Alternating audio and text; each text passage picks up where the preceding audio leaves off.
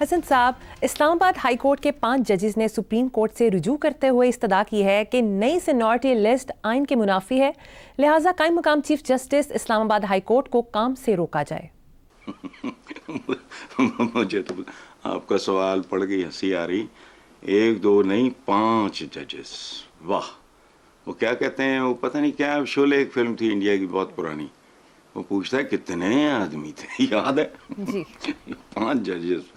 اچھا، یہ آئین کے منافی، تو آئین کا منافی تو پورا ملک ہے۔ میں یا جس ملک میں کروڑوں انسانوں کو، اگر انہیں انسان کہا جائے، جاندار ہیں انسان، 2 پائے ہیں، یہ ان کو انسان کہنا تو آپ 5 کی بات کر رہے ہیں، میں 25 کروڑ کی بات کر رہا ہوں، لیکن سبحان اللہ جو بھی ہے، یعنی کیسی پاک سرزمین ہے ہماری کہ ہمارے منصف خود انصاف کی تلاش میں بھاگے پھر رہے ہیں۔ ایک شعر یاد آتا ہے، پتہ نہیں کس کا ہے، یا کم از کم میرا نہیں ہے، غلام بھاگتے پھرتے ہیں مشعلیں لے کر، واہ! غلام بھاگتے پھرتے ہیں مشعلیں لے کر، محل پہ ٹوٹنے والا ہو آسمان جیسے۔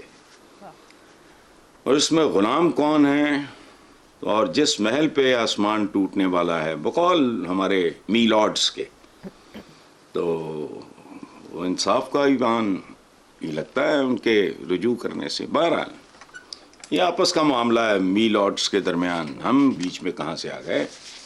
چلو آپ بھی چسکے لیتے ہو۔ صحیح، آگے چلتے ہیں صاحب۔ پی ٹی آئی کی رہنما ڈاکٹر یاسمین راشد کے حوالے سے خبر سامنے آئی ہے، انہوں نے کہا ہے کہ جس طرح خواجہ سعد رفیق اور رانا ثناء اللہ نے گزشتہ عام انتخابات میں اپنی ہار مانی، نواز شریف دل بڑا کریں، میرے مقابلے میں اپنی شکست تسلیم کریں۔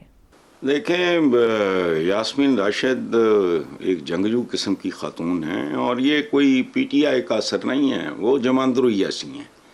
ان کے جو سسر تھے غلام نبی، وہ بھٹو صاحب کے زمانے میں منسٹر تھے، اور مجھے وہ بہت اپریشیٹ کیا کرتے تھے، ملاقات کبھی نہیں، جب ان کو میرا کالم اچھا لگنا ہو، پتہ نہیں کہاں سے میرا فون نمبر ان کو مل گیا تھا۔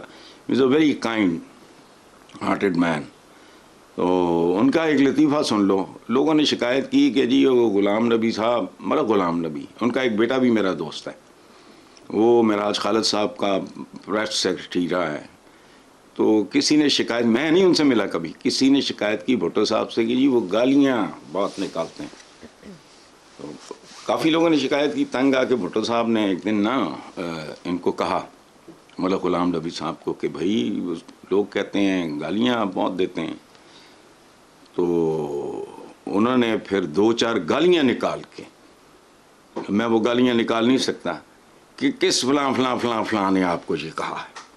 بھٹو صاحب ہنس پڑے، انہوں نے کہا جی ٹھیک ہے، رہنے دو، دفاعی کرو۔ اچھا دیکھو، یہ اتفاق نہیں ہے مریم کہ نون لیگی ہونے کے باوجود میں نے ہمیشہ خواجہ سعد رفیق اور Rana Sanaullah and couple of other people also, میں نے ہمیشہ ان لوگوں کی تعریف کی ہے، because they have certain standards, certain level.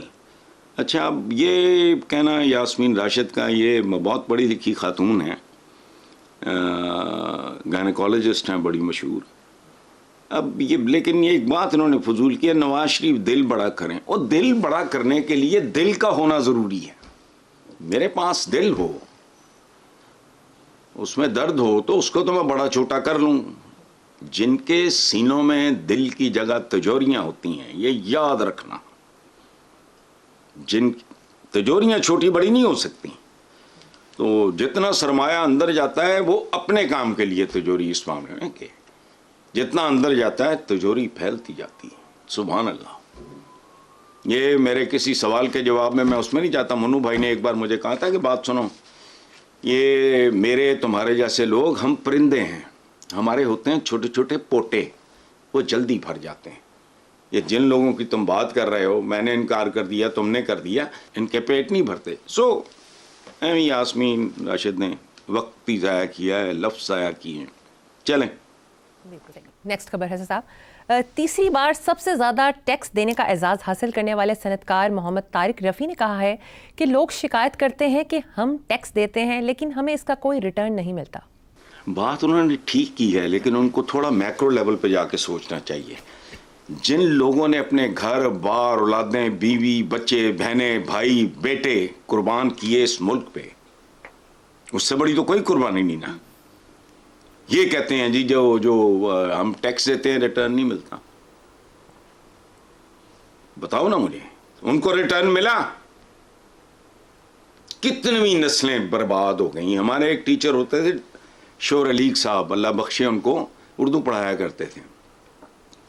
انہوں نے اس زمانے میں لکھا تو ہمیں بھی برا لگا. سچی بات یہ ہے، اس وقت عقل لغل تھی نہیں، میں فرسٹ ایئر میں تھا. میں تو فرسٹ ایئر کے اسٹوڈنٹ کو کتنی عقل ہونی. انہوں نے لکھا تھا جھلستے ہوئے ریگزاروں کی خاطر مہکتے ہوئے گلستاں چھوڑ آئے. ٹھیک ہے، اس پہ لیدے ہوئی، ہمیں بھی اچھا نہیں لگا.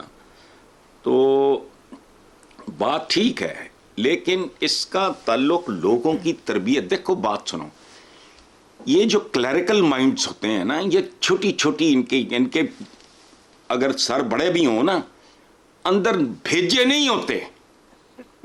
قوم کی تربیت پہلی بات.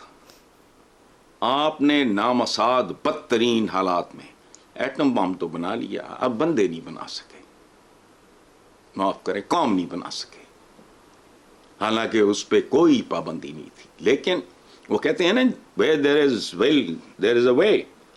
اس ملک کے حکمرانوں کی ضرورت ہے عوام کو جاہل رکھنا. اچھا رہ گیا ٹیکس کا تعلق، تو آپ یقین کرو میں ٹیکس دیتا ہوں اور اچھا خاصا دیتا ہوں، لیکن میں خوشی سے نہیں دیتا، میری مجبوری ہے.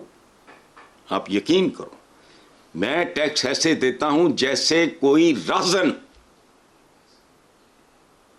میری کن پٹی پہ گن رکھ کے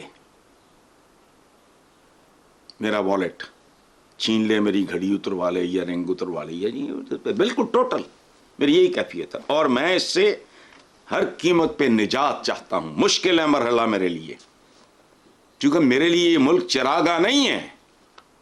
I am genuinely in love with this country because نئی بات نہیں. جہاں بندہ جہاں کی جم پال ہوتا ہے اس سے محبت کرتا ہے. مجھے تو اپنے بزرگوں کے شہر نہیں بھولتے ہو بھائی. جلندھر، امرتسر، لدھیانہ میرے اندر بستا ہے. میں ان شہروں کی مٹی لے کے آیا تھا، تو جہاں کی میں جم پال خود ہوں اس سے کتنی محبت کرتا ہوں گا، یہ سوال ہی نہیں پیدا ہوتا.